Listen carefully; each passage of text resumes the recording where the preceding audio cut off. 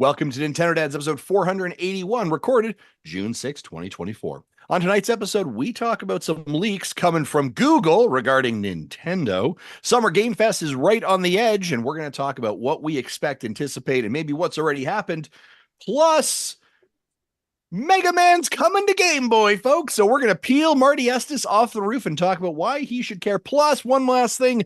We're going to give you our top 10 games that we think you should play on the Nintendo Switch that are not from Nintendo. What? That and so much more. Jesse, cue the music.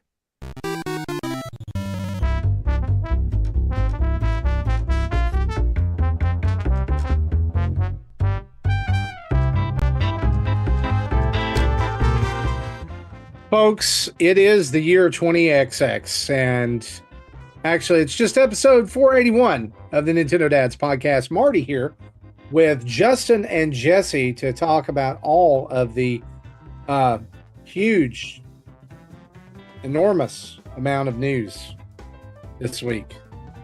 By that, I mean, there's not much.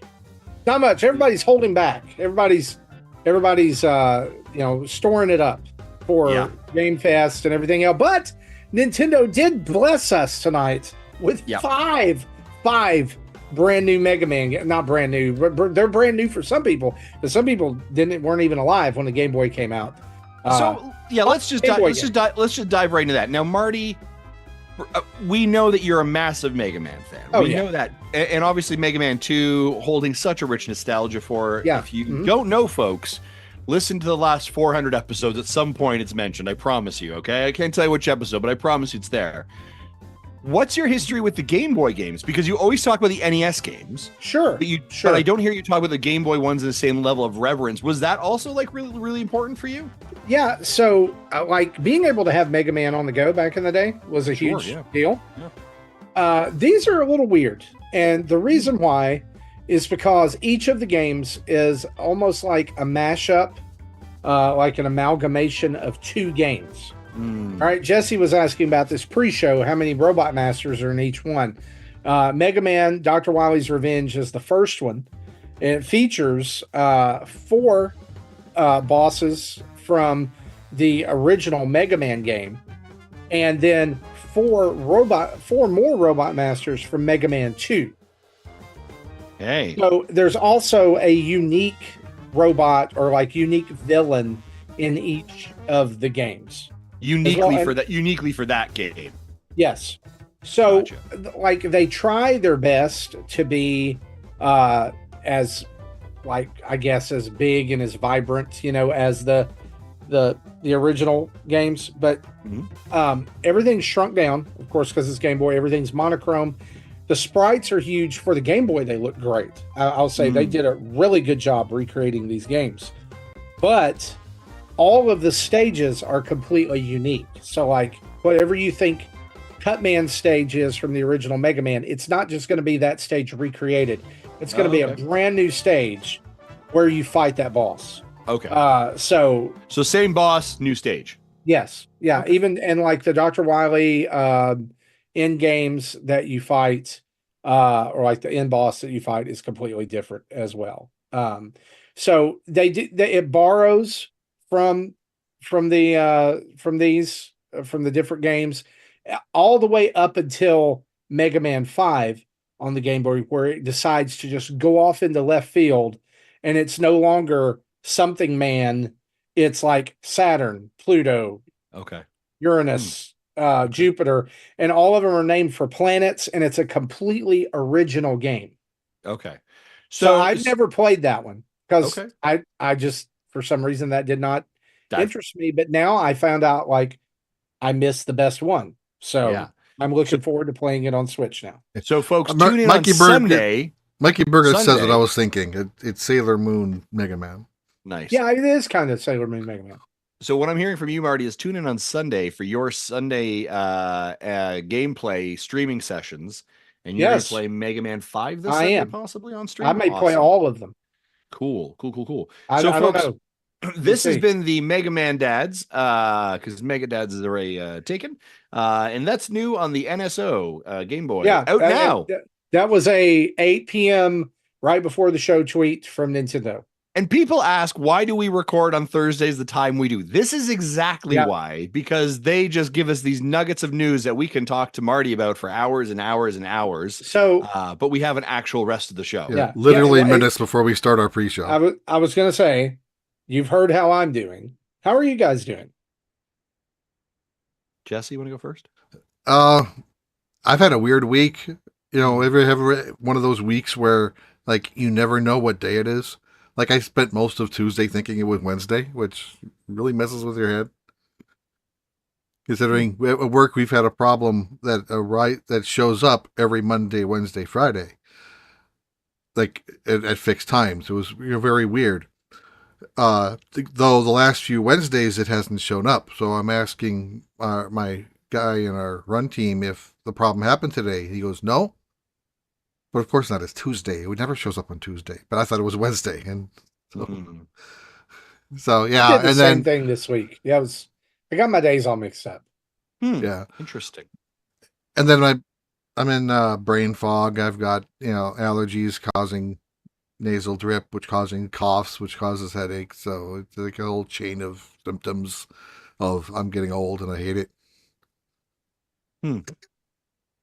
Cool. Yeah, I mean that's a real picker upper, isn't it? That's a lot of energy there. I'm excited for. So I'm getting ample use of my mute button already. Nice. And we've been recording for 4 minutes. Okay. Well, thanks for asking, Marty. My week has been interesting. I'll give you 2 tidbits of things that I was super pumped about. Number one, yesterday, we got to hang out, Tim, Jesse, and I, with our good friends over at Nintendo for the Dad's Night In event, where they bring a bunch of dads who are Nintendo dads, geeks like us. It's as if they've trademarked our statement, Nintendo dads, to an online event. They show us all the games that are coming up or games that have recently been released or upcoming, and they give us some great information, make sure we know about it. Ironically, of course, because we're Nintendo geeks, we know about it all already, and we've already purchased the game and played them. But it's great to hang out with like-minded individuals. Some of our favorite content creators were there. Engaged Family Gaming was there, N64 Josh, Gamer Dads were there. So just some of our favorite folks that we got to hang out with, which was super cool. And then in the back half of it, we all jumped on and played Mario Kart together for about 45 minutes. And interesting fact, folks, of all the Mario Kart games that have been sold, Jesse Waldak did not own one of them, did not own a copy of Mario Kart. So we had to get him that. So he got a copy of it and played it.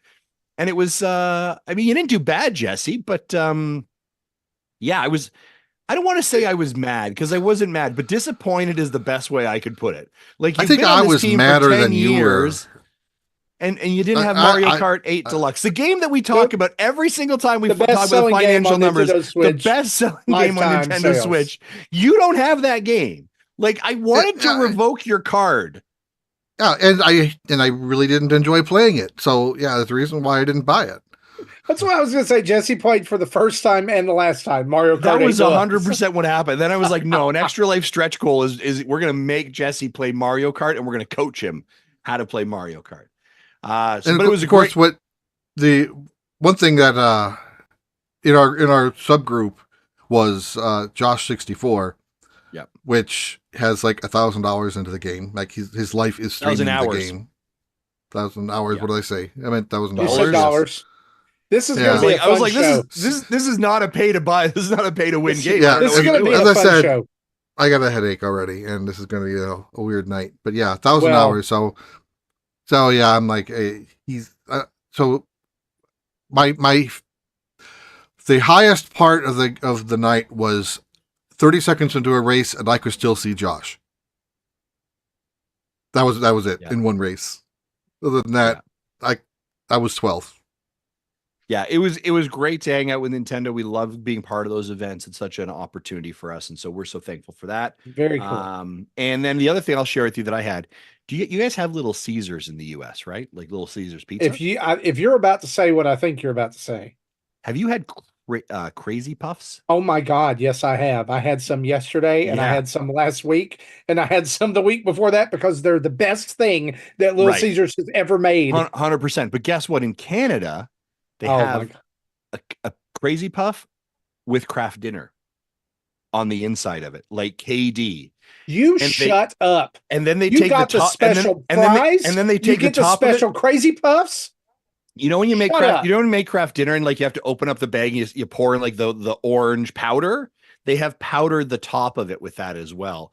And let me tell you, it was an absolute joy. And there is a first look reaction that's coming up on our YouTube channel tomorrow. So if you're hearing this today, you should stop, pull it over. Do I devour an entire box of these things? Yes, I do. Were they delicious? You need to tune in and find out. They're amazing. At this point, now that you've gotten mixed shaker fries, now that you live in the land of the Coffee Crisp Double Double, and that you have that, I am fully prepared right here. We surrender. Yeah. Come and take us over. We're done. We are not the greatest country in the world if we can't get macaroni and cheese crazy puffs. We're done. What do we do in America? I'm going to tell you right now.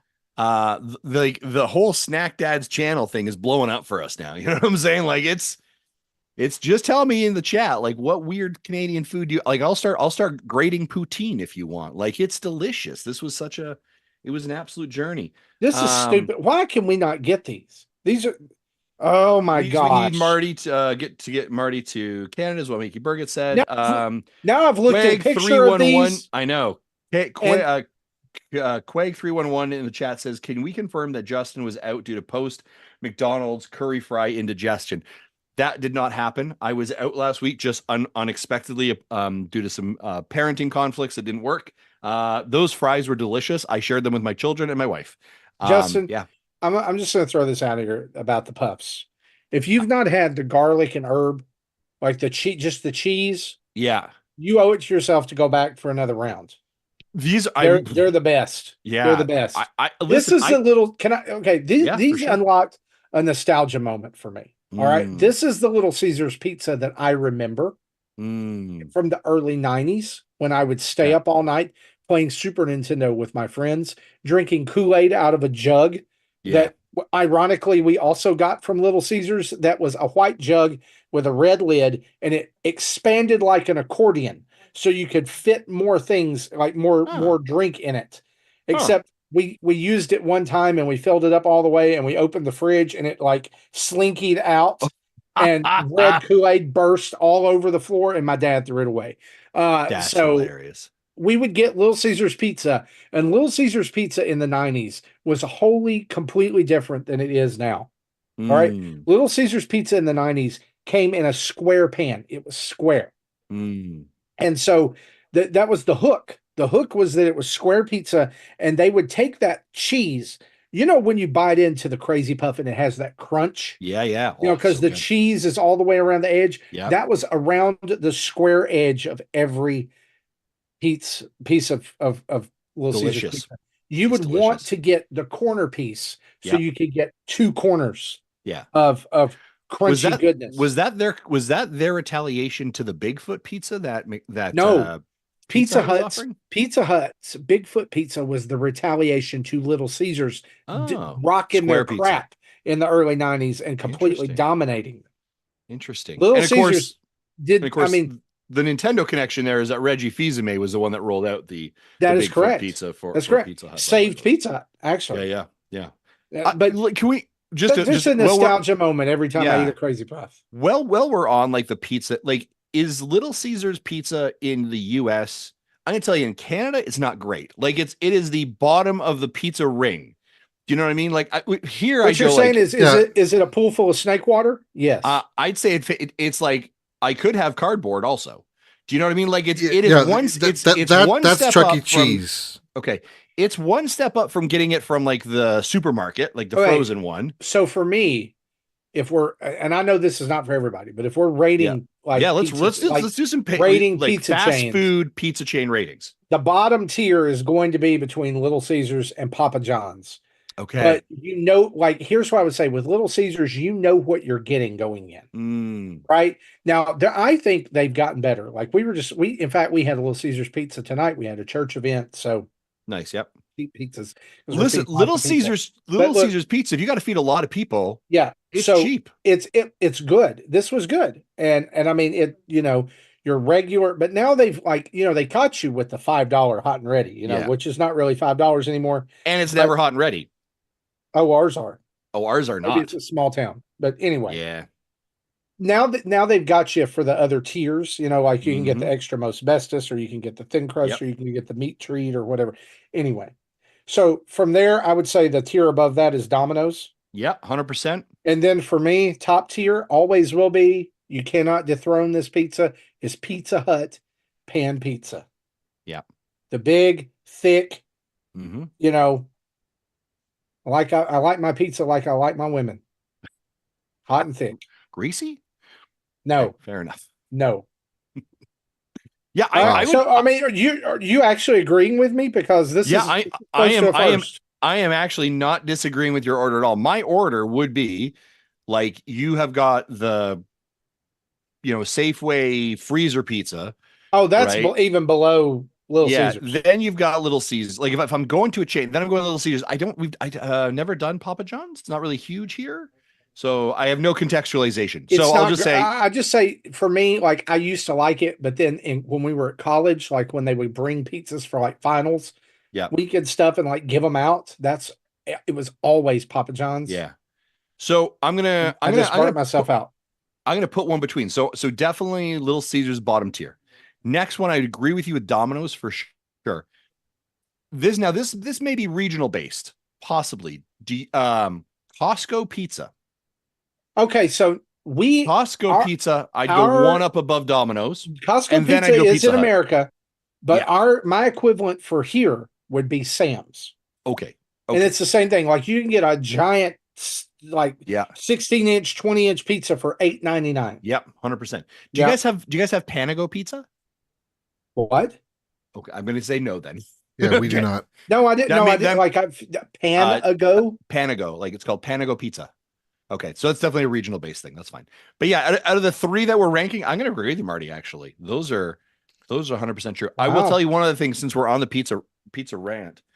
Jody won at her Christmas party last year a stone pizza, like an Uni 12 pizza oven. Oh, And so this last Sunday, we busted that sucker out. And if you want to see homemade pizza that was the best I have ever had, go over to my Twitter page. There are 4 photos on there that will have you drooling. We made those from scratch. And now we're invested. We're invested in the Uni stone pizza. oh, you're going to get into the whole ecosystem. Oh my It's gonna gosh! be- Now I've got it beside my smoker. I've got a whole thing going on now, and it's delicious. These were amazing pizzas. Like now I'm like I can't even go back to other pizzas, except for the fact you got to like make your dough from scratch, yada yada yada. But it was good. It was like it was probably some of the best pizza I've ever had. So, do you have a Papa Murphy's in your area? Yeah. Well, no, we did. don't. But I've had Papa Murphy's pizza before. Yeah. Well, because Papa Murphy's, you buy a raw pizza, and bring it home to cook. So, wondering if something like that your stone oven would work well. No, I don't think so because like the stone oven cooks it in less than 2 minutes. Oh no, then Like wouldn't the then. stone pan gets up to 800 degrees Fahrenheit. I have to use a temperature gun to validate it. And you are putting it in, you are closing it, and you are then like opening it up again in like 45 seconds and rotating the pizza. Like it's like one of the like ones that you see at like a fancy California kitchen, right? They have those big stone pizza ovens. It's like that. It's crazy. So there's this pizza that we get that's frozen. And we'll do a lot of the Sam's pizzas, or we'll buy Aldi. I don't know if you guys have an Aldi. I had an Aldi in Ireland. There. So we're like, they do good pizzas. Walmart here has take and bake pizzas that are really good in their deli. But here is Motor City Pizza Company. It comes with a special pan that you cook it in that crisps up the edges, like that old Little Caesars pizza, like the square. It is the best frozen pizza I've ever had in my life. When I was in Hawaii, we went to Target. And Target has like a takeaway, like a cooked food section. Yeah. And pizza was in that. Like it was a pizza. And I was like, and it was like in a box, right? That you can take it and take home and it was already cooked. Like it was done fully already. Oh, it was hot. Oh yeah, it was like a slice of pizza that you could literally buy there. It was hot. You take it with you. Yeah, Like no, we we were. don't have Target does not do that here. Yeah, it was. I was like, that is quite the to do. I Oh, was. Rush G says that Motor City Pizza is at Canada Costco, Justin. So I Oh, think you well, should grab I'll some check. and you should try. John Blanco also says Nintendo really needs to put out more games. But and with that, look, pizza, Pizza and excellent. Mega Man. We're 20 minutes Pizza, in. What more do you want? Come right, on. guys, come on. We're giving you everything we've got, and so let's actually do that since we're Let's. getting called out on it. Let's transition over Okay, to let's some do it. news, shall we? John.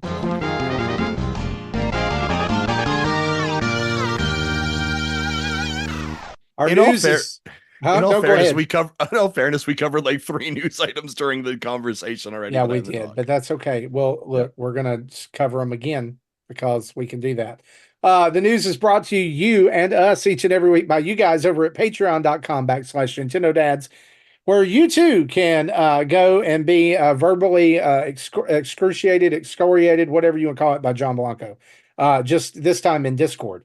And you can also, though, get into a ton of other things like $1 gets you in the door, $5 gets you into our whole slate of sub channels over there, $10 pre and post show audio. And for $30 a month, you can be a Patreon producer and be on the show. And Patreon producers, watch your email inbox and your Patreon messages, because we're going to be issuing a link for you to sign up for new slots to be on the show very, very soon. Sometime this weekend, you should be getting those, as long as I remember. If not, call me out on it, and I'll be sure to get those to you. But we definitely want you back on the show. It is time. And so head on over to patreon.com/Nintendo Dads. Even for $1 a month, the best benefit of this is you get an ad-free feed for the show. So no awkward ads. If you don't, you're listening with your kids or whatever, and you don't like the Manscaped ad reads or whatever, you will get no ads in the ad-free feed over at patreon.com. That is our service to you. And if you pay by the year, you get a month for free because we love you like that. You still might get conversations about pizza. All right. That's so true. I'm sorry that it bothered you. It didn't bother me. It just made me hungry. All right. Well, let's dive into the news. Up first this week, a Google employee with access to backend YouTube data has been confirmed to be responsible for past and I guess present Nintendo leaks. According to an article on 404 Media, an internal investigation found that the supposed breach of privacy was non-intentional. Wink, wink, nudge, nudge. However, it's unclear what leak or leaks this covers, but I would say just throwing it out there, if Pioro gets really quiet from now on, maybe I'm not saying it's Pioro. I'm just saying look for which leakers get quiet, and that might be a good indication. What do you think about this, Justin?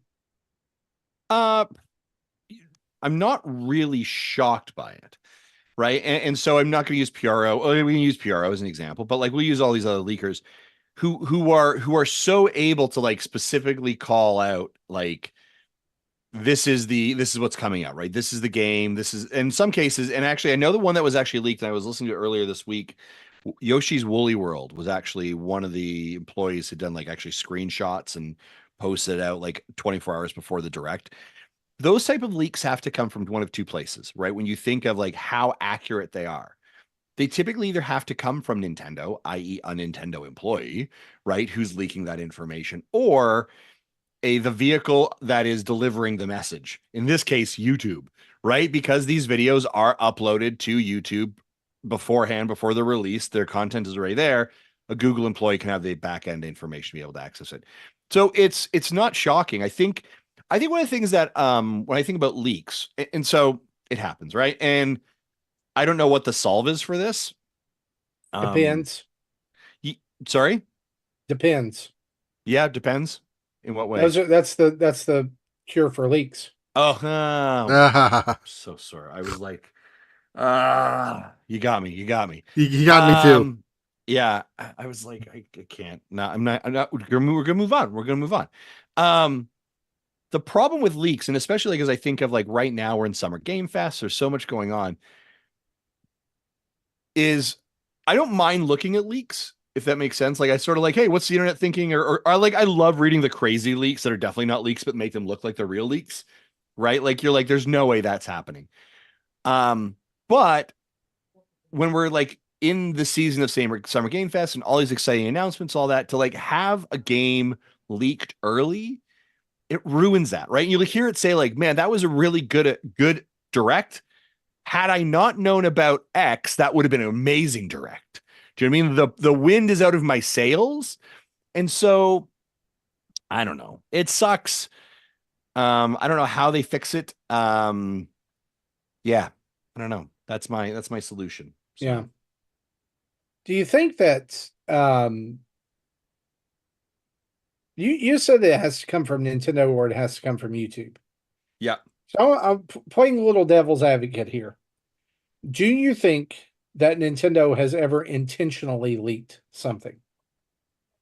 And I don't mean intentional like Star Fox Submergence or whatever, like the Star Fox racing game or whatever. I'm talking about, do you think that there's ever been an actual, like, real, legitimate, this game was leaked and it was real and Nintendo leaked it? Do I think Nintendo? I don't think Nintendo would like to. Like, Nintendo is a toy maker. They're still very much about surprise. I think the only thing that I would be cautious about if I was a Nintendo employee in the world of the leaking environment is trying to sniff out who the leaker is. Right? Is this false information? Like, we're only going to give information, we're going to give 3 different game titles out. One of them is a Star Fox game, one of them is a Kirby game, one of them is this, and let's see what leak ends up hitting, right? And so you sort of like flush that out. I think Nintendo is so focused on how they deliver their content. I think their PR and marketing cycle is very tuned to what they need to do. Like, look at how quickly now they're over on to Luigi's Mansion After Thousand Year Door, right? They are very strategic.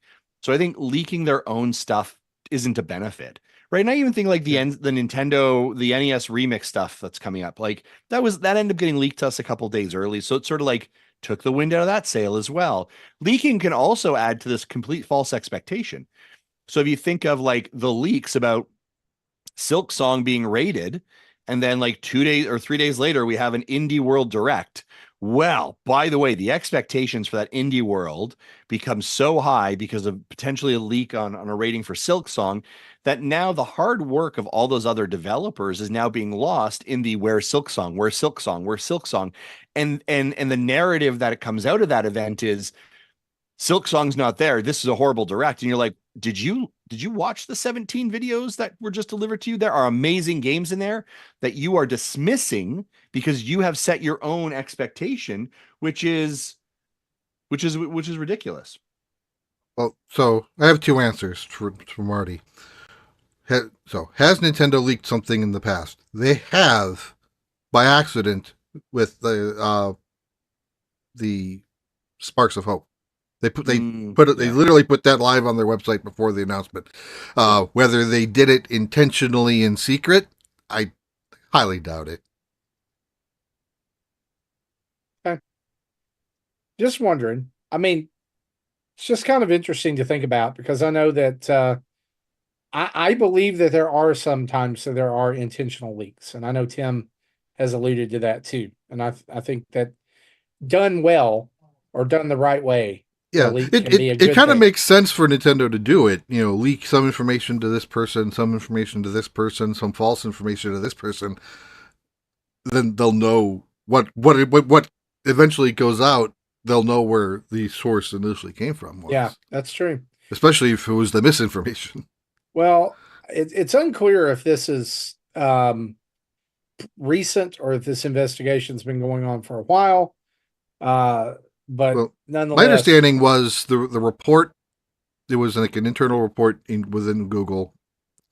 It was like a 6-year period ending in 2018, so this wasn't anything current. Oh, okay. But this at least says that this sort of thing has been ongoing, and who knows how recent it still continues or not. Yeah, somebody's been mucking around back there for a while, so who knows. Next news item, Shovel Knight's 10th anniversary is coming up, and there will be a Shovel Knight 10th anniversary presentation happening next week. The team at Yacht Club has announced they'll be celebrating the 10th anniversary of Shovel Knight in a new presentation set to air on Friday, the June 14th at 11:30 Pacific time. So that would be 1:30 Eastern, I believe, right? 2:30. No, 2:30. Sorry, 2:30 Eastern. Do you think that we'll see a new Shovel Knight game here? It's possible. I think it's time. More than just a puzzle game. They've been hard at work on Mina the Hollower, but that is coming up for release sometime soon. Yeah, that should be coming out soon. I mean, I think it's back half of this year, at least. So, and Yacht Club weren't they? I mean, they were pretty spot on delivery, right, for Shovel Knight back when it was on Kickstarter. Yep. So yeah, they were the first ones to do it, right? Yeah, I think they were the ones who've done it best, but I think they'll hit that target for Mina the Hollower. It would not surprise me if we got a Shovel Knight 2 tease for 2025. Yep, I agree with that. So I'm definitely going to be watching this one because I love Shovel Knight, as we'll talk about later on in the show. I know we've already kind of mentioned this. Tell us some more about Dad's Not In. Or is there anything else you can tell us? No, like we there's nothing. Yeah, that was there was nothing mentioned embargoed. that was nothing mentioned that was NDA'd. Everything was We saw the first look of the Nintendo Switch 2. I mean, that was it, but nothing mentioned, right? Yeah, I mean it's a great event that Nintendo hosts, and they do one for moms as well, actually, and they do the Dads in about twice a year. And it's just they do kind of a reel of like, hey, letting you know about what products we have offering, what games were out there, and of course, we're Nintendo pundits and content creators. We're fully aware of all these things. There was a couple of games they highlighted. Actually, they spent a lot of time highlighting the Star Wars game. They spent some and bring in third-party developers, and they spent time on that. They talked about actually the Hogwarts update that went live today for the Nintendo Switch. Minecraft. They spent a lot of time on talking about. It's the 15th anniversary, right? Yeah, reminded me that Mickey Rebrush was coming out. I totally forgot about that game coming out later this year. And then they also show some of their action figures and plushies and encourage, that there's places to purchase there. So it's just a really great opportunity for fellow Nintendo content creators to connect. And Nintendo does this, we've been fortunate enough to attend other events as well. Like we got a behind the scenes look at Mario RPG a couple of weeks before it was released as well. And so just a great opportunity to connect with content creators. So we're so fortunate for it. And so, and they sending out some media kits for us soon, which is always nice. We always like swag to show off and celebrate. So yeah, it's a great event. We love working with Nintendo. We love partnering with them and again getting to know more Nintendo content creators out there, especially those who are dads. There's some amazing content creators out there. And so I mean, you should definitely be supporting us and tuning in all the time to us, but there are other really great ones out there as well. So thank you, kiddo. Appreciate it. No strawberry rhubarb crisp. Oh, no? Okay. Oh, no, I wouldn't like to grab myself. Thank you, sassy pants. Dessert time. Time. It's dessert time. Yeah, that was great, and we played Mario Kart and just had a wonderful time. That was sort of it. Yeah. Awesome. Well, as Justin's enjoying his dessert, let's talk numbers. Nintendo announced, or it was revealed this week, that Nintendo has hired 400 plus employees during the previous fiscal year. Sorry, I always say that wrong. This is in contrast to everyone else, right? Literally everyone else firing everyone. So that yay for Nintendo, right? Now, we're not sure what those 400 plus employees do, but good on you for hiring instead of firing. Yeah, I think. Yay. Yeah, I'm not going to say there's anything wrong with that. Like, there's no let me counter that one for you. I think there's a couple of things at play here. Nintendo's a conservative company. They also have the hottest system out there right now. Third best-selling system of all time. Software sales are ridiculous. You can see the success of their software. They are creating games relatively quick to market, right? So their development time is not bloated, I think, necessarily. Nintendo is also in a position where they can sit on games, right? And they can wait until they need to use them, where I think where other companies are very much in the back burner. The other part of it also, when you think of Nintendo, because of the consolidation of development teams for 3DS and for Wii U, constant cycle of games. So there's constant work being done, right? There's always how many, Jesse, do you remember how many teams Nintendo itself has? Like EAD, like there's like several internal, like how many internal teams are there? Three or four? They used to have 4 called EAD, then they stopped. Then they changed the names. Then that doesn't even include like the other development teams that are wholly owned subsidiaries. Correct. Like, there's like there's at least 3 or 4 of those, like Retro. Yeah. Mm-hmm. Yeah. So not a shock. It's a positive story from the industry perspective. I think Nintendo has always talked about, like, also Nintendo's longevity of their employees are massive, typically, especially in Japan, right? That they, and this is also part of their, I'm going to say stewardship, right? Miyamoto is slowly not going to be as involved anymore, right? But they have stewarded people through these roles and these IPs to grow and to provide organizational knowledge and expertise and legacy information to mentor new people to come in the space. And that's where you saw like Splatoon come in, right? Which is a game that would not normally been the Nintendo plethora, but it's starting to expand and grow. And so, well done, Nintendo. Lots of others could take. Mario Wonder wouldn't have happened under the old regime. Mm-hmm. Yeah. So good on you. Keep hiring. Keep building games. It's just good news. I mean, in a year where there's been abysmal news as far as jobs go in the industry, this is great news. And cheers to Nintendo. A couple of games we want to make you aware of, and we're going to talk about some of these later on in the show, and some we've already talked about as well. Star Wars Hunters is out right now. This is the free-to-play online shooter. It's out on Switch and iOS and Android as of June 4th. Also, the NSO Game Boy app got an update earlier tonight to add Mega Man Dr. Wily's Revenge and Mega Man 2 through 5. And you'll be seeing some stuff about those. Justin's got a video up on our channel about Star Wars Hunters, so you can go check out his first impressions of those. And while we're in the neighborhood about game releases, here's a couple of rumors we want to address and just talk about for just a second. Midori, who has been a oft-mentioned leaker lately and has kind of been spot on in the past, has a plethora of rumors that they've brought forward this week.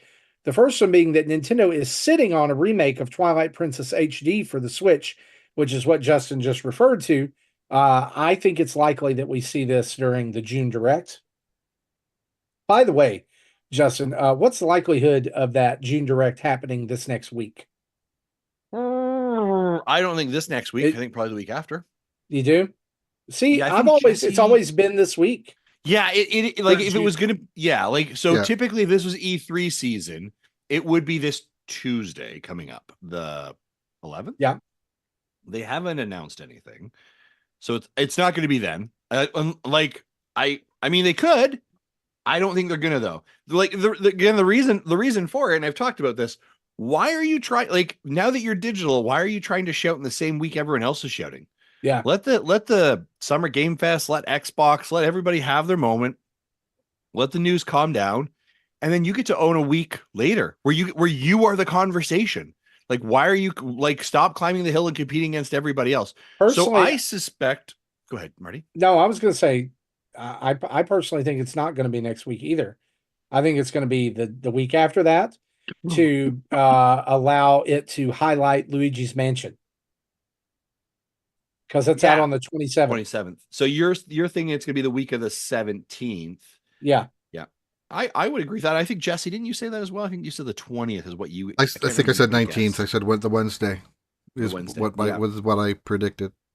That to me seems right. That feels about I think the cadence of where it'll be. Yeah, So it's I don't think it's gonna. Funchy Bunch ask if it will appear after Jeff's Summer Video Game Olympics, and I completely agree. yeah, 100%. It will. I don't think that they're going to try to go, even though, he did kind of like throw him under the bus this week. It's like, Yeah, it's always the year that we hope Nintendo will come and join us. Why would they do that? Why would they pay you to do that? they don't need to. Yeah, because I saw this article earlier that said a 1-minute trailer for a game during Summer Game Fest is $250,000. Yep.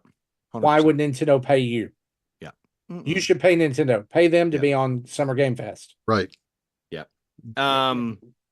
Yeah, and this I mean, this is sometimes the argument of like when we talked a long time ago, like eventually why E3 was sort of irrelevant in certain degrees. Yeah. I want to go back to your statement of like Nintendo sitting on a remake. Yeah, I do believe that. We've heard this Twilight Princess and Wind Waker remake forever.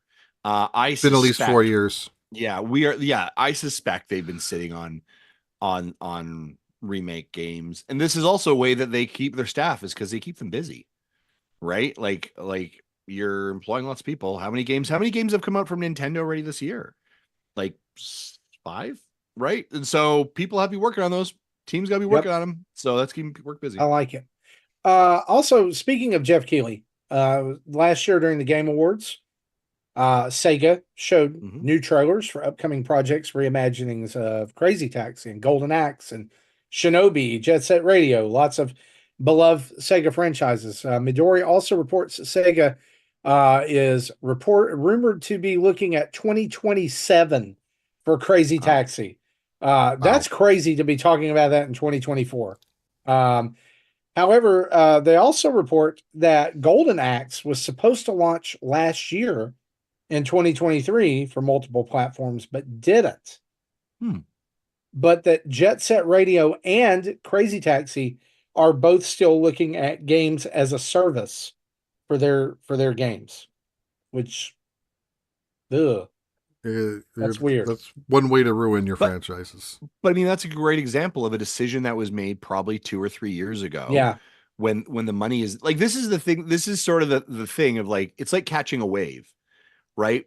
Fortnite has caught the wave and they can ride it all the way to the bank, and they're owning the wave, right? All these other companies are like, I want to catch the wave. Well, the wave is past, but you're already committed to buying the surfboard and trying to catch on, and you've already invested time, energy, and money, and you're late, and it ain't going to work. And so the decision that was made, right? And then so the problem is that like you can be in development for a game, and then a decision being, oh, it's gonna be free to play, right? Or it's going to be a or whatever it is, right? Okay, well now that changes maybe the development time. So now we're adding on more time. Now we're sunken costs. Like this is this is essentially the problem with Suicide Squad, right? Is like if you listen to like what that's not the game they wanted to make. Surely that is not the game they wanted to make. But somebody said that's where the money is, and that's what we're going to go do. And ultimately, then that wasn't right. That wasn't where the money is. And you're chasing something that you can't catch. And so this decision to make it an online or you're too late. You're too late, and it's going to fail. The problem in that is the developers have to deal with the blowback that was caused by an executive's decision or a project manager's decision who has nothing else to do with the game. And people won't blame them. They'll be like, oh, well, Rocksteady, they did blah, blah, blah, blah, blah. Well, and maybe it's not Rocksteady's fault. There's some devs that are sitting in those cubicles going, this is not what I want to be doing, but I got to feed my family. I got to take care of myself. Mikey Burgett calls out Concord as well. Obviously, that's one that definitely feels like a great example of, Guardians of the Milky Way equals Concord. It's hey, what if we were Guardians of the Galaxy, but Overwatch in a free-to-play model, right? And you're like, ooh, this is going to suck. And they are getting lambasted for it. And that game is almost dead on arrival already. Also doesn't help the fact that, and sorry, I'm walking away from this conversation. Doesn't help the fact that in the PlayStation showcase or whatever it was, 2 games later, you showed Marvel Rivals, which is Overwatch with Marvel characters, and it is free to play, and it looked amazing. And you didn't help Concord at all. Marvel Rivals is so funny to me because it is very clearly Overwatch, like down to the text that comes up on the screen when you eliminate somebody. Yep. The sounds, the way it plays, and I'm like, can you guys see this is just Overwatch? It reminds me of that like that meme of like, hey, can I borrow your homework? Yeah, but don't make it don't make it obvious kind of thing. Like Corporate needs you to find the difference between these two images. yeah, exactly. They're Like the like same this is thing. one of those things of like, oh, and I've heard a lot of people who actually got their hands on it during the demo a couple weeks ago, and we're saying the same thing as like how they're getting away with this, I don't really know. And you're like, well, let's see what Because happens. it's Marvel. Uh, one other little fun tidbit rumor here is that supposedly, according to Midori as well, Splatoon 4 is in development, codenamed Spiral. And Uh, water is wet. right, Like, of right. course it is. Of course it is. This the silent part that we didn't say out loud, and I don't mean, I mean, it's just not even written here. But the silent part that nobody's saying out loud is Splatoon 4 is in development for the Switch 2, Yeah. and it's Duh. codenamed Spiral. It's not Like, coming out on the current Switch. yeah, Splatoon 4 will likely come out in the first launch year of the Nintendo Switch 2. Like, Right? that's 1 week behind ARMS 2, 100%. 100%. right? Right? Like, and just as a reminder, this will be a game that will have had 4 versions of it in about 12 years. Like you like we all got mad at the annualization of Call of Duty and Assassin's Creed. Listen, Nintendo, I love you, but Splatoon's getting real close up to that line. And I by would the way, say, you ain't changing a lot in it enough to be able to say, I would like listen, I would love to see Splatoon actually be a proper full live service. Well, and we talked about this before. I talked about the battle pass, right? You're all gonna get mad at me.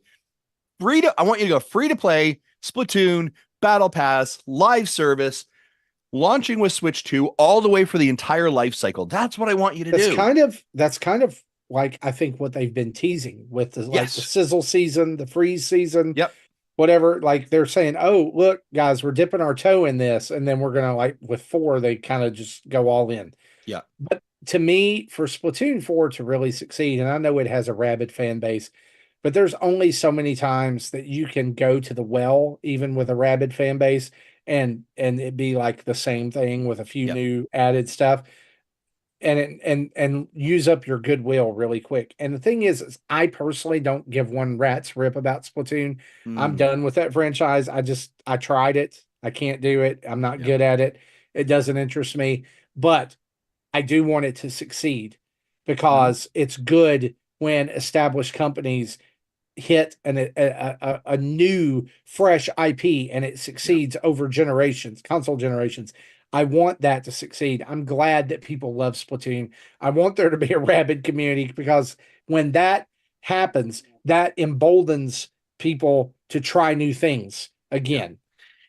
We'll talk. Remind me. We'll circle back on this. We talk about Star Wars Hunters, but I sort of had this connection with Star Wars Hunters a little bit also when I was thinking of like Star Wars Hunters and Splatoon, and I was like, well, hold on a second, but we'll talk about that later. But yeah, I mean, this will be a Nintendo Switch's first year for sure. It will be. Oh, absolutely, and it'll well, sell guys, gangbusters.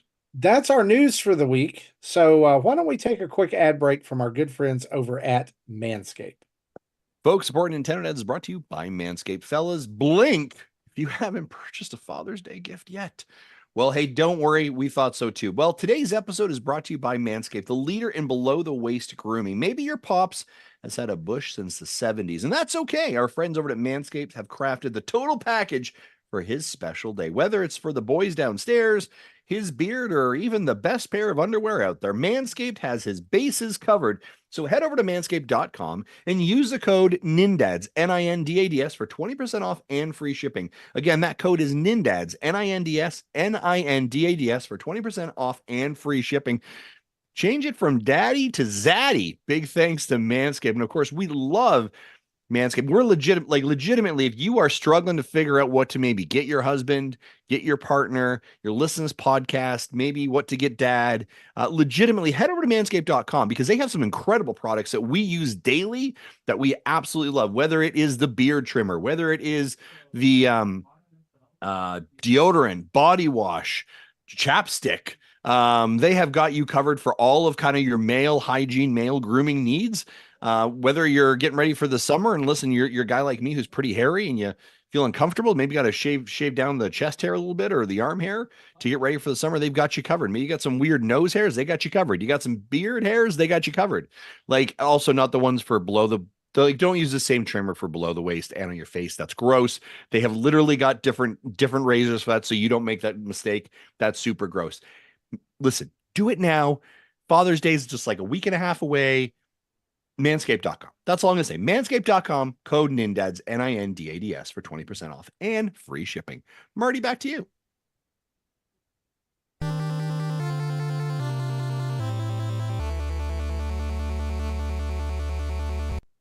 All righty, guys. I think we're going to sit in the pocket of this question here for a while on this show. And so grab yourself a drink and settle in, fellas. A few weeks ago, Justin asked us some fantastic questions that we have turned into questions of the week. This has been our biggest response, this question. Yeah. And I'm really excited about this. The question we gave you guys this week was, what are your top 10 must-play games for the Nintendo Switch not published or developed by Nintendo? And so we have got our lists. We're going to go through yours. And I will say this, some folks included commentary on those lists. For the sake of time and your ears, we are not going to go through that commentary simply because we got so many responses. So I just want to be sure that we have time and give the same weight to everybody's. And so we're going to do ours at the end, but I want to throw these out here at the first. We're going to go through them person by person. And hopefully what I would encourage you to do is get out the Notes app on your phone as you listen to this, or get a piece of paper and a pen, or type them in your computer, because there are tons of gems on these lists that you need to check out. So we'll start with Mecha Dragon's list, going from 10 to 1. Number 10, Bug Fables, which is a Paper Mario type RPG. Number 10, the Battle Network Collection. Of course, he's referring to Mega Man Battle Network Collection. Tons of games in that. Rivals of Aether, which is an indie dev's take on Smash Brothers. Plumbers Don't Wear Ties. One Step from Eden. Ace Attorney, which is, I think there's an Ace Attorney collection on the Switch, both of them. There's Phoenix Wright and Apollo. Is it Apollo Justice? I don't know if the Apollo trilogy is out yet. If it isn't, it will be soon. But yes. But yeah, all 6 games will be out there soon. Absolutely. SteamWorld Quest is in at number 4. Mecha's 3, Penny's Big Breakaway. Number 2, Puyo Puyo Tetris, which was actually like a launch month title for Nintendo Switch. And Sonic Origins. That finishes his list up. Hoots says Hades, Hollow Knight, Undertale, Monster Hunter Rise, Tunic, Cuphead, The Messenger, Neon White, Overcooked All You Can Eat, Ori and the Blind Forest. Third Strongest Mole, Monster Hunter Rise, Mega Man 11, Hades, Stardew Valley, Bloodstained Curse of the Moon, Bug Fables, Ori and the Will of the Wisp, Octopath Traveler 1 and 2, Cuphead, and Unicorn Overlord. Copa Kid 80 says Celeste, Moonlighter, Shovel Knight, Marsupilami, Kaze and the Wild Mask, Yooka-Laylee and the Impossible Lair, Jitsu Squad, Yoku's Island Express, Boomerang Fu, and Katana Zero. Hambo Johnny says Hades, Gato Roboto, Cult of the Lamb, Live Alive, Retro Bowl, Cuphead, The Messenger, Sea of Stars, Toem, and Balatro. Zablanc says number 1, of course, all the Life is Strange's.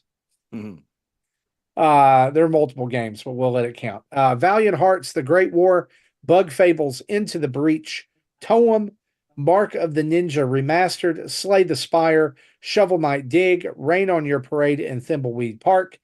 Simon Hawkins says Dead Cells, Hades, Balatro, Alien Isolation, Vampire Survivors, Monster Train, The Witcher 3, Slay the Spire, Dragon Quest 11, and SteamWorld Dig 2.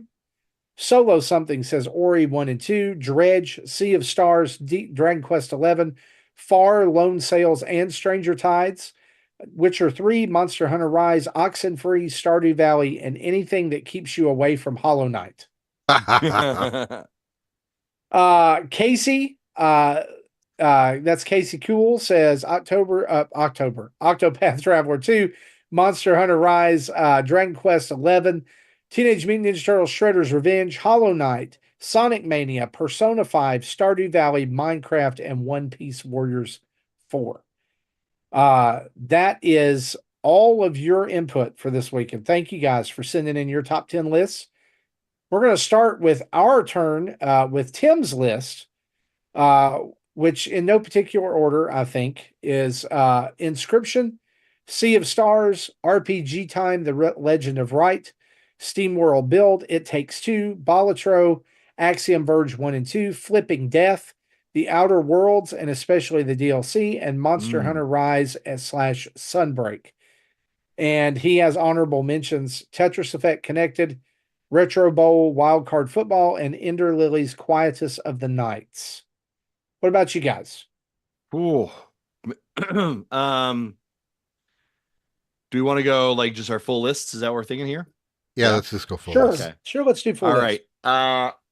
So I'm gonna be honest with you. I started with like 15, and I had to like dwindle down. I had to like who makes a cut. I found this really challenging. I've also put on here games that like I didn't necessarily play, but I watched my family play, and they really, really enjoyed it. So if someone said like, "Hey, what should I get?" Like, this is a game that I'm going to tell you should get. I don't have an attachment to it, but I saw how much my wife played it, how much my daughter played it. So I want to give a couple of caveats there. So, in no particular order, by the way, Stardew Valley. My daughter and my wife love Stardew Valley. The amount of time they put in that was incredible. Prince of Persia: The Lost Crown. I talked about it this year, right? This is an absolute must for Metroidvania. Number 3, y'all know I love an Overcooked game, and Overcooked All You Can Eat is 1, 2, and all the DLC. So if you're going to buy any of them, that's the one you need to be buying. Tunic. Tunic was one of my like top 3 game of the years a couple of years ago. Of course, it's got to be on here, right? So fantastic. I absolutely love Tunic. Sea of Stars last year. That was my number 1 game of the year, right? So it has to be on here. I'll say Ori. Whichever one you want. The Ori collection is fine, but Ori is there. Fantastic Metroidvania. Those are my jam. Yooka-Laylee and the Impossible Lair. I'm a Donkey Kong Country fan. This is as close as you get to Donkey Kong Country without being a Donkey Kong Country from Nintendo. So Yooka-Laylee and the Impossible Lair, 100%. Grindstone. So again, I've got a different game on here. This is a match puzzle game. My wife loved Grindstone. I loved Grindstone. It's such a great game. You need to pick up Grindstone. Inscription. Dang it, Jesse and Tim, for getting me on this game a while ago. I can't believe this game showed up on my list. But yeah, I think it's an absolute must. And again, I want to provide like a variety of games. Like, this is not just one genre, kind of all over the place. And the final one, this became really hard, but I actually went with Dave the Diver. And I talked about that game last year as well. That is a game that I just continually just enjoy the loop in it so much, in the hours, and they continue to put more content. Godzilla DLC is in this thing now. So it's ridiculous, but those are my 10. All right, Jesse. Okay, I have S1 through 10. All right, great. All right, I actually did not include a Picross game in this. What? There'll be other games that are like, okay, that makes sense. So I have Dragon Quest 11S Echoes of an Elusive Age Definitive Edition, the Final Fantasy 1 through 6 Pixel Remaster, the Portal Companion Collection, which is 1 and 2 together, Persona 5 Royal, Inscription, Dragon Quest Builders 2, Doki Doki Literature Club Plus. Again, not a game for everybody, but still a game that is I thoroughly enjoyed. The Voice of Cards trilogy, also a game that most people probably won't like, but I enjoyed them. I picked if I were to pick one Jackbox Party Pack game, I would say Party Pack 3. Because I don't think you can buy up as a bundle. If I could pick a bundle, I would have, like I did with the Portal and and stuff. But yeah, I would say Pack 3. And then the last one, again, this is not an everybody game, but 7 Billion Humans. Yeah, you like that one, didn't Okay. you? Gotcha. So mine are in no particular order, and I've got one that we're potentially going to argue about, and I'll save it till last. And that's okay. So for me, it is One Finger Death Punch 2, Sea of Stars, Shovel Knight Treasure Trove, Hades, Mega Man Legacy Collection 1 and 2, Boomerang Fu, Fortnite, Balatro, Enter the Gungeon, and I can't believe no one said this one, and I've looked it up. I've confirmed it. It fits. Mario plus Rabbids Kingdom Battle. Published and developed by Ubisoft. I thought about putting that there. I'm like, no, I didn't like that game as much as I thought I did.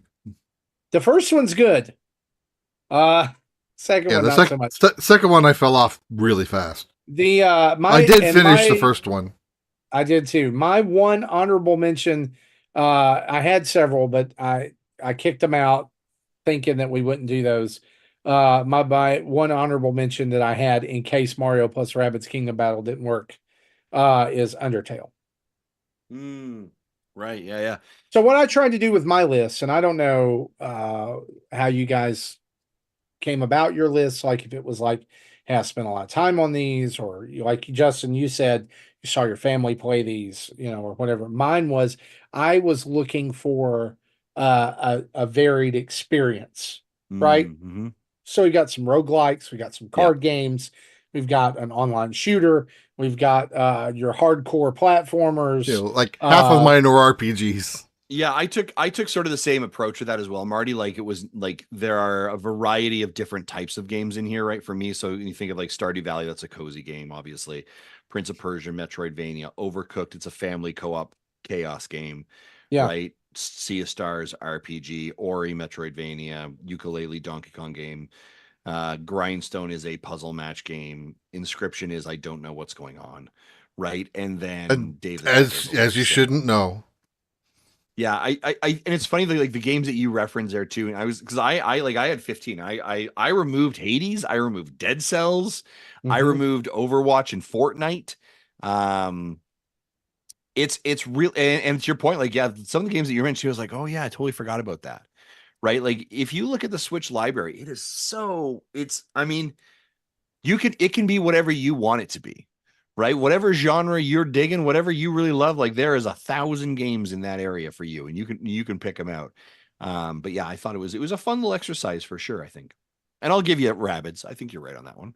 Okay. So I mean, I didn't want to I did try to go in and research that because I was like, that was published by Ubisoft. Was it developed by Ubisoft and published by Nintendo, or was it they let them have it both completely? Yeah, absolutely. Interestingly enough, Jesse, I think, did you do these top 10 lists? Must have been Tim. Yeah. Tim put together 2 top 10 lists from Deku Deals, from Metacritic and user scores on Metacritic. So y'all buckle up because these are wild. Because some of these games I've never even heard of on Switch, but they are sitting at the top of the list. Yeah, so let's do Metacritic. These are critic scores. Number 10, The Witcher 3 Wild Hunt at 92.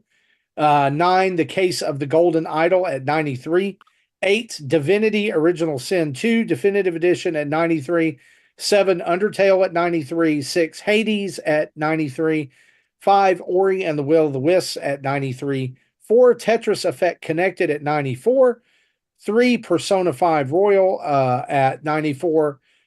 2, Portal Companion Collection at 95. And then number 1 on Metacritic, according to critics, The House in Fata Morgana Dreams of the Revenants Edition at 96. Yeah, I've never heard of this. And we are all going to look that game up right No, I'm now. not. I don't care. User scores on Metacritic, number 10, Anodyne 2 Return to Dust 9.0. One Shot World Machine Edition 9.0. Hollow Knight 9.1. Chaos Head Noah / Chaos Child Double Pack 9.2. The Witcher 3 Wild Hunt 9.2. Portal Companion Collection 9.2. Yohane the Parhelion Blaze in the Deep Blue 9.5. Outer Wilds 9.5, Ghost Trick Phantom Detective 9.5, and Bonfire Peaks at 9.8. Yeah, That the House in Fata Morgana is a visual novel that came out 3 years ago. Of course it is. Mama said, if you can't say something nice, don't say anything at all. Anyway, that's just what we're gonna. Anyway, those are our top 10 lists. Thank you guys for participating so well this week.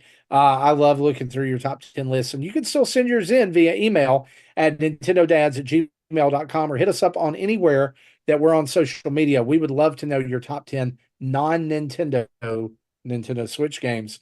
And speaking of games, let's talk about what we've been playing, shall we? Let's do it.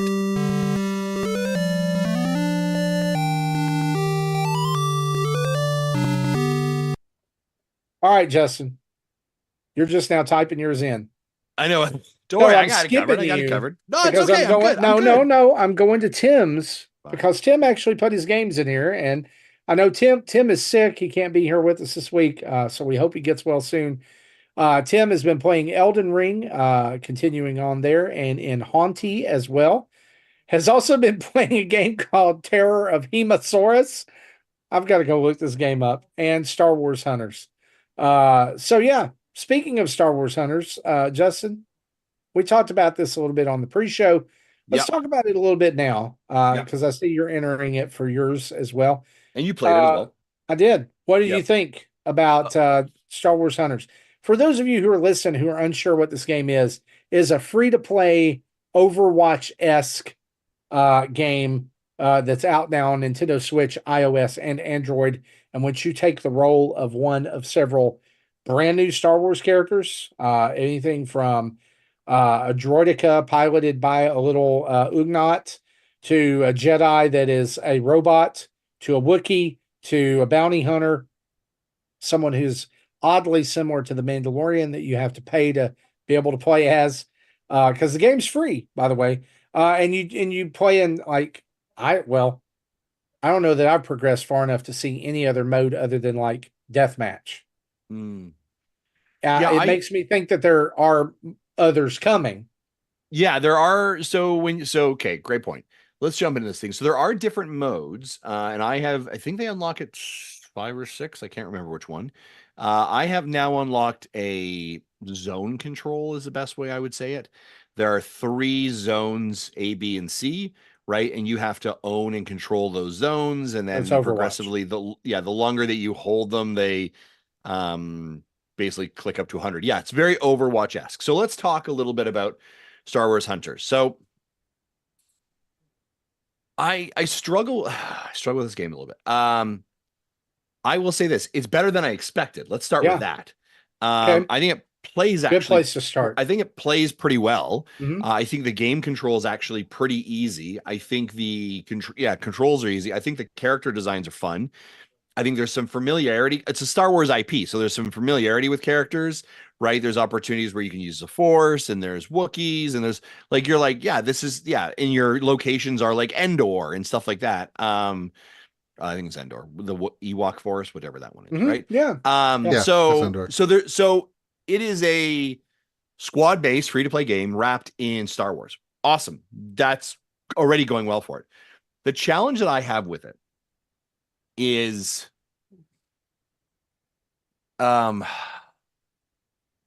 what is it doing different than something like a Fortnite, than something like a Overwatch, than something like a lot of these other free-to-play games? The other part of it is the monetization model is definitely apparent.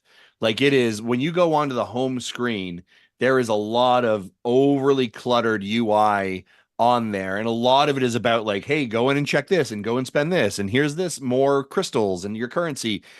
I don't really fully understand what my currency is being used for, that I'm gaining and earning. So the understanding of that, like here's crystals, but then there's also coins, but then there's also real money. You're like, okay, hold on. I'm a little bit confused about how all that works. And I said to Marty during the pre-show, there was at least twice that I was clicking into what I thought was about to begin a match. And in actuality, I jumped to the eShop and was being asked to purchase like a $3 starter set. So just the monetization hooks are there. But again, if you look at it, it's available on iOS and on Android.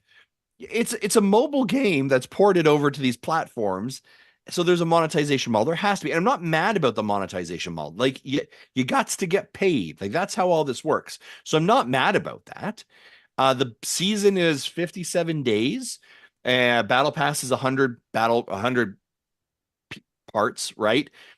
So that's shorter season than something like Fortnite.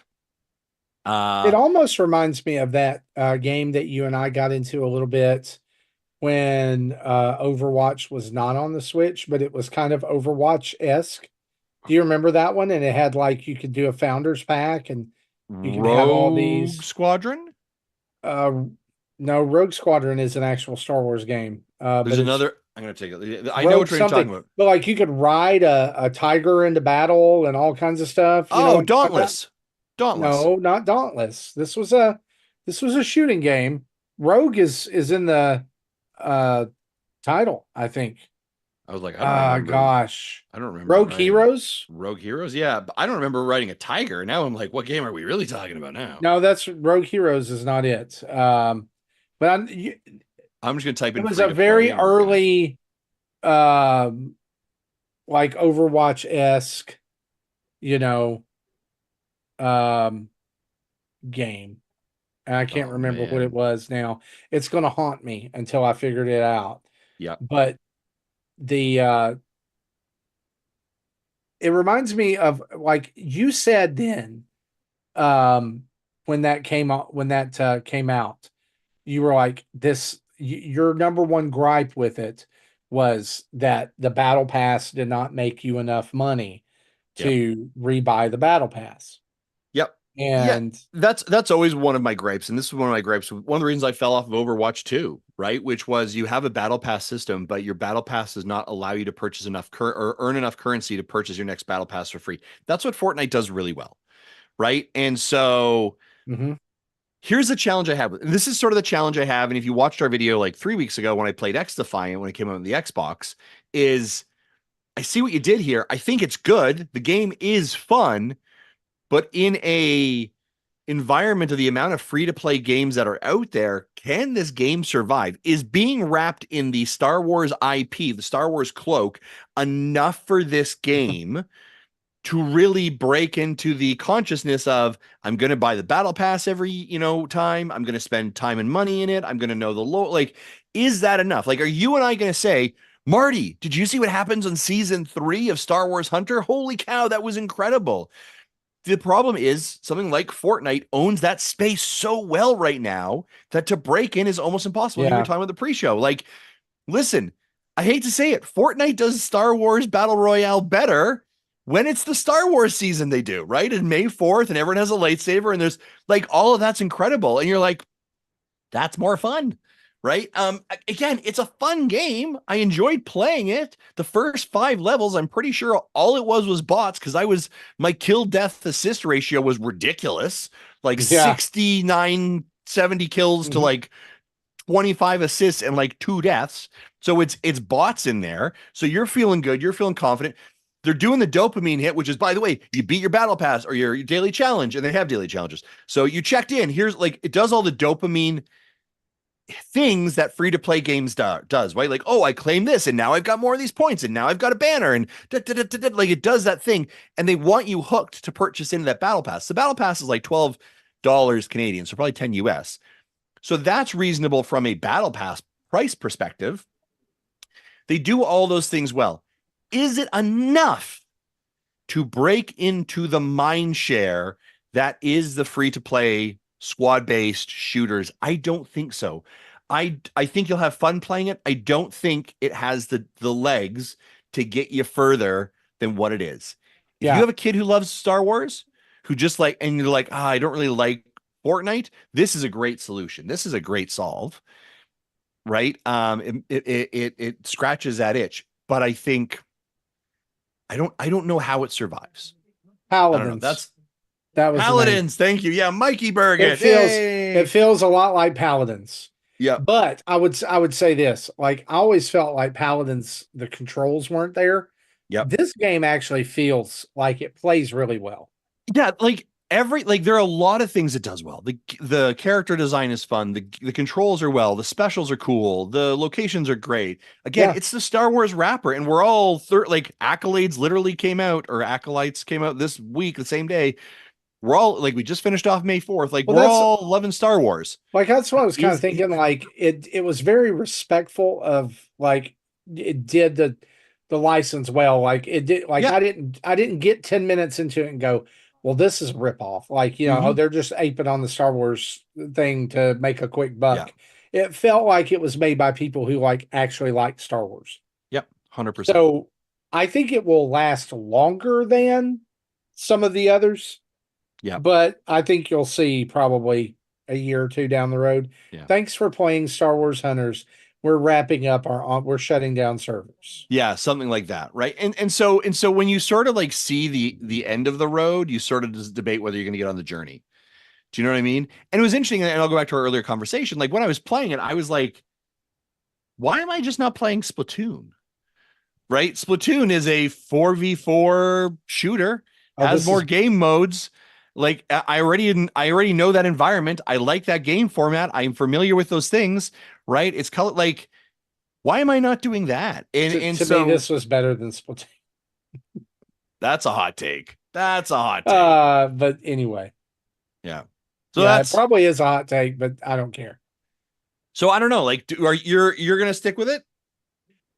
I'm not going to put any money into it, but I found a character I like, and I'm going to drop into it every now and then. Who are you running for the character you like? Imara Rex. Okay. It's did you start with that character? Which one's that one? That's the one that it's basically Soldier 76. Has a shoulder mounted missile. She's got a shoulder mounted missile. She has a rifle. Yeah. She's got a grappling hook instead of the sprints. Yep. I think that's the one everybody starts with. Yeah. I also played some of the Stormtrooper, the heavy. Yep. He's pretty cool. Yeah, I'm gonna be honest with you. That was who I mained a lot. Was the Sentinel Stormtrooper, I think. Yeah, Sentinel. And I changed my look on and everything and blah blah blah, all that kind of stuff. Played the Wookiee a little bit. I was like, he's all right. And then I played a medical healer, and that's the thing. They do have different roles. They do have different roles. There are healers. There are tanks. They're again some of the meta that goes with typical games like this. Yeah, I don't know. Okay. That's Star Wars Hunters. What else you been playing? Super Mario and the Thousand Year Door. Still putting away that. I got 11 hours into that thing. I've got 2 stars. I'm in the Glitz Pit. Glitz Pit. Yeah, I just finished that. I called it the Marty chapter. Nice. Yeah, it was there's a ton of there was a mention of my name. Yeah, right. I think I'm ranked number 3 right now, so I'm climbing the board. So you're close. You're very close. I'm getting there. Yeah, and I will say that this is where where you are, between where you are and where I am, is where the game takes a pretty nice little difficulty bump. Okay, got it.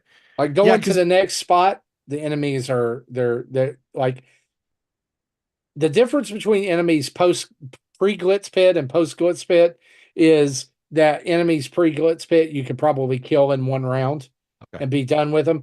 Post-Glitz Pit, they're buffing themselves. They're doing, they're taking longer rounds. Okay. And I was in a situation, and I won't talk about for fear of spoilers, but I was in a situation where I was fighting an enemy that's a normal enemy, and because I had fiddled with my badges, I couldn't do anything against them. It was taking 0 damage. It's making me think, did I miss something? Did I miss a badge somewhere? Yeah. Or a item somewhere, but I don't know. Yeah, there was I think 2 places where you came across rock-based enemies that had a higher defense. That I if I didn't have an item like a power block or something, I had to run. Yeah. I had literally nothing I could do to it until I got either found a badge to counter it or just could do more damage. These are a shelled enemy. Gotcha. Chapter 4. That's where I'm at. I'm enjoying it. This is the longest I've played a Paper Mario game. Typically I'm about 3 or 4 hours in. I'm like, I'm out. But this is I find it fun. I find it engaging. The characters. I got the green Yoshi, by the way. Me Apparently people too. were like, there's a big like, oh, the colors that you get, and I was It's like, a I got a green one. 20-minute cycle. All right. It's a 20-minute cycle on the Yoshi egg. From the time that you end the the speech bubble that lets you move around after he starts following you Mm. till it hatches. When that 20 minutes is up, it resets. The timer resets and it starts counting up to Ooh. 20 again. So like I had a list. 0 to 6 minutes and something is green, then 6 to 9 minutes is red, then there's blue and black. Hmm. Yeah, There's I a had a blue one one. minute there's a 1 minute window for you to get a black or a white Yoshi before it resets to Yeah, green. I remember in a previous playthrough I had a black one. Oh wow. Yeah. So I also find it really interesting, like as you progress, and what it does really well, and I think especially with Rogueport, right? Like you start off there and you're exploring the area and you're kind of blocked. Like there's a Metroidvania element esques, Yeah. which is like, oh, I Mhm. can't Yeah. go any further. And then like, so again, I don't want to be spoiler, but like the additional hammer that you gain in the glitz pit area right now removes certain other barriers, right? And Mhm. you're like, okay, now, and that, like when I see that, I'm like, okay, now I've got to go back and do this and I got to do that, and like, so it is sort of a finish in the island, go back to the rogue port, and now like go see those other areas that you were at before and solve with that. Like Yeah. that's kind of like it's a nice twist for sure. Yeah. Absolutely. I'm really enjoying it too. I'm a little bit further in than you. Like I'm in the midst of chapter 4. So Mm, I've gotten 4 stars. yep. So I finished, well, yeah, I guess it's 4 stars. No, maybe it's 3 stars. Yeah, it's 3 Yeah, because I finished the glitz pit. Um so and I'm in a place called Twilight Town. Okay. So that's where everyone's getting turned into pigs. Nice. I, My I my really I hope is, really enjoyed the humor in this. Like I yeah. don't remember much. I know I played it on the GameCube and beat it. Yeah. But it's so far back that I don't remember it. Nice. My hope is to have it done before Luigi's Mansion 2. That's Yeah. sort of my he my should be able pacing. to. Yeah, I should be. It's like 35 hours, I think I read on like how Mhm. long to beat or something like that. So 35 to 45, I would say. Yeah. yeah, I think I'm I was about I on won't the halfway there.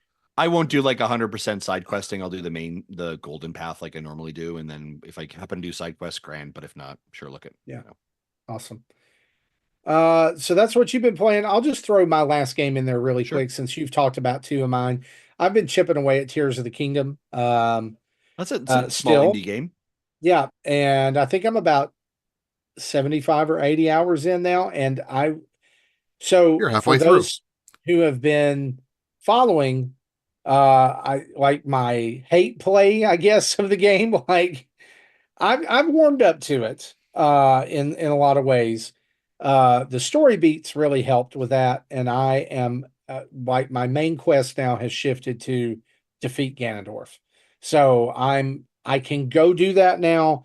But what I've been doing for the past week or so, when I've been able to play apart from other games, is finding bargainer statues in the depths so that I can get the gloom armor so that I can then power that up. So now like I've got all the pieces of the gloom armor and I'm working on powering that up. So that took me finding the great fairies, which ended up with me defeating an ice Gleeok, and finding a Gleeok in the depths that yep, I noped right on out of there. Uh and lots of depths exploration has happened. So Nice. I feel like I'm getting into a good, like I got 25 hearts. Um got some recipes that now I know to cook, and I got my amiibo cards and I'm scanning those and building up all my stuff. But I'm back in and I'm gonna see it through. I don't want to watch the ending. I want to play it. I want to go beat Ganondorf. I'm ready. I want, Nice. like I'm in. So I'll finish that up probably this month at some point and then add Luigi's Mansion. Because that's gonna happen. So awesome. Jesse, what you been playing? Right, so yeah, I finished Paper Mario Thousand Year Door. I Okay. rolled credits. I got all the badges. I have all the titles except for one. Oh wow. Uh, Yeah, so I think pretty much the only thing left for me to do is the post game super bosses, which I'm not going to be able to do. As I was talking pre-show a bit with Justin, and like one of them requires, they have a super dodge. I don't know if this was something that was available in the GameCube version or not, but I don't have that ability to do pixel perfect dodges like that. Like I Hmm. compared it to any platinum game that requires the parry mechanic. I can't do them. I don't know why. I just can't do them. So I just said, okay, I'm done with this game. But I did submit my entries uh, for two of the three components in the monthly mayhem. I think Drew also posted his screenshots, and I don't think anyone else has yet. So people need to get on that. Then Okay. the other thing I've been playing is Picross S Namco Legendary Edition. Uh, that came out last week. I'm maybe halfway through it. So I've kind of been doing that while I'm waiting for another game to play. Now that I think today or yesterday, the Octopath Traveler games are available on Xbox and PlayStation, Mhm. and on Xbox they're in Game Pass. So I think I'm going to give Octopath 2 a try. I have not played that one yet. Nice. Okay. Sounds Can I, great. can I just throw in one little piece of information for Sure. folks? If folks are interested, and I just realized this just now, if we ran through that like games, top 10 games that we'd recommend. Right now, as per E3 Summer Game Fest time, Nintendo is having a massive sale on the eShop. It is the Mega Extreme Fun Sale. So if you're looking to pick up games, they are definitely on sale right now. For so great example, Animal Crossing New Horizons is 30% off. Doom Eternal Edition is 75% off. Red Dead Redemption 30%. Like, so if you are looking to bolster some of your games, or maybe you heard some of the games that we mentioned, like Inscription or Cult of the Lamb or Sea of Stars, go scroll through the eShop. Right now, they have a whole sales section. There are a massive, massive amount of games that are on sale right now. If you're looking to add more, Disney's Illusion Island is 30% off. Yeah, Sea of Stars is 25% off. Undertale, yeah, so if you're looking to do it, there's Warner Brothers. The Harry Potter Lego collection is 80% off. 80% Wow. off. It's $10 USD right now. So there is a ton of games in there. If you're looking to add to your library or maybe add to your kids' library, now would be a great time to jump in there. Crash Bandicoot 50% off, 60% off.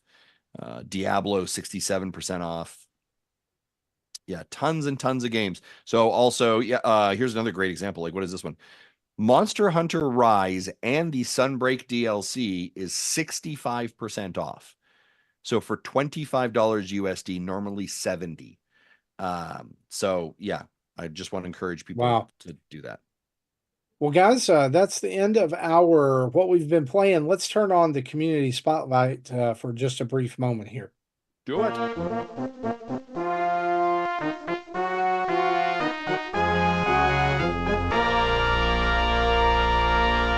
Jesse, do you have the voicemail that came in?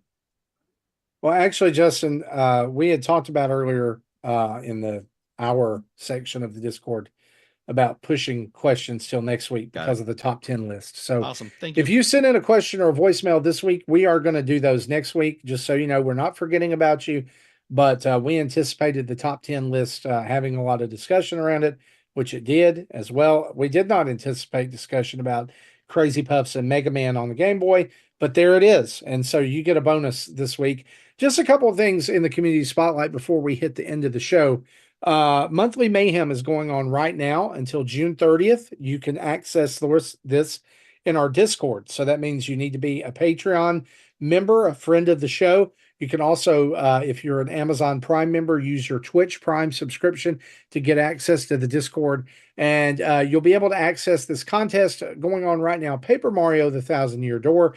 There are 3 ways to play, each with a $10 prize, 4 ways to win. You can go the creative track, you can go the skillful track, or the hardcore track. The creative track would be to pick any character you come across, create and write a backstory or origin of that character, why they would be a good partner for Mario. Drew and John will judge those, and the winner will get a $10 eShop card. Skillful would be to go to the Pianta Parlor in Roadport and unlock and play the tube game. Best time wins. Hardcore would be to collect the below and add them all together. The most points wins. So you'll add your title log together, your badge list, and your art gallery, and whoever has the highest score there will win $10. You can also there will be I think there'll be one. All entries are entered to win a lottery drawing of $10 as well. So go check that out. Friday night NSO is coming up as well, each second Friday of the month. So that will be next Friday. Tim, Shannon, and Chris HL, sometimes Sam, and sometimes even me come along and play some multiplayer games on NSO. Sunday streams will be this week with me at 7 p.m. Central on Sunday. We'll be playing through some Mega Man Game Boy games. And then the table is every third Friday of the month at 10 p.m. Eastern. And you should mark your calendars because on July the 19th, all four of us, all four dads, will be at the table. It's your chance to chit-chat and talk about whatever's on your mind. We don't record this. And also it's just for patrons. We want it to be an open and welcoming and also private environment. So again, subscribe to us via Patreon or Twitch. You get access to the Discord and all that goodness. And all of our videos, streams, and everything are on YouTube, Twitch, and X every time that we do it, just like this podcast. Also, a couple of things to be mindful of. Nintendo is running a Play Nintendo tour in the U.S. June 13th through September 2nd. It's currently scheduled for 9 locations. You can head over to nintendo.com/us/events/play-events for specific locations, times, and updates. And summer gaming events, there's a whole ton of those. Guerrilla Collective was today. Summer Game Fest begins tomorrow, and Day of the Devs, June 7th, Accessibility Showcase, June 7th, Devolver Direct, June 7th, Wholesome Direct, June 8th, and all the way up through June 10th. And we know that Nintendo's Direct will be somewhere in there as well, including an Xbox Game Showcase, which might have some Nintendo news. You never know. Ubisoft Forward, which also may have some Nintendo news on June 10th. And just lots of stuff. So be sure, keep your eyes open, go to social media. You'll see all these updates, and we'll talk about them here on the show as well. Well, guys, that's episode 481. Again, we're going to circle back to your questions next week, but we want to thank you for hanging out with us tonight for this episode. As we close out the show, we want to say a huge thanks to our Patreon producers. That's Dave Ernsberger, Jacqueline Amira, RJ Kern, Solo Something, and over 100 other patrons who keep the lights on over here at Nintendo Dads HQ. You can be a patron of the show by heading over to patreon.com/Nintendo Dads and signing up just even for $1 a month. I want to say a special thank you to our 22 Twitch subscribers, over 1,400 Twitch followers, and also a shout out to our 7,500 plus YouTube subscribers. Basically, why do we say this every week? Because we're thankful for you. Seriously. We're not here to boast about numbers. We're not here to boast about influence, but simply to say we've got a great community and we're here because of you and we're thankful for you. So keep it up. Share us with somebody that you think would like our content. You can check out all of that over at nintendodads.org. That's our website where you'll find Spotify podcast feeds for our show as well as the other Nintendo Dads family of podcasts like Star Wars Dads, Dads After Dark, the Retro Logic family of podcasts as well, including Retro Logic on Topic Retro, Retro Groove, and Film Logic, our latest YouTube videos, tweets, all of our social media, and Nintendo Dads merch that you can get to rock the 10-year anniversary of Nintendo Dads, coming up with episode 500 in just 19 episodes. Crazy. Don't forget to check out our sponsors, manscaped.com, where you can get 20% off your Manscaped order with free shipping with the code NINDADS, that's NINDADS, and factormeals.com. You get 50% off your first order with the code NINDADS50. Email us at nintendodads@gmail.com or call in and leave a voicemail at 929-25-NDADS. That's 929-256-3237. Big thanks to OC Remix for the music used throughout the show. And reminder, wherever you catch us in your podcatcher of choice, leave us a written review, 5 stars, a thumbs up, subscribe, like, whatever. It helps push us on up the charts and continues Nintendo Dad dominance. Because really, I mean, it's what you want, right? It's what we want. It's what you should want too. Anyway, this has been episode 481. For me, for Justin and Jesse, we'll see you next time. Bye-bye.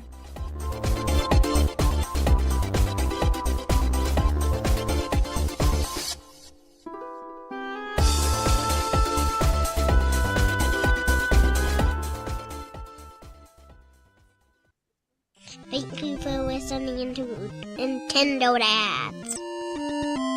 If this is your jam, What's wrong with you? you are screwed up.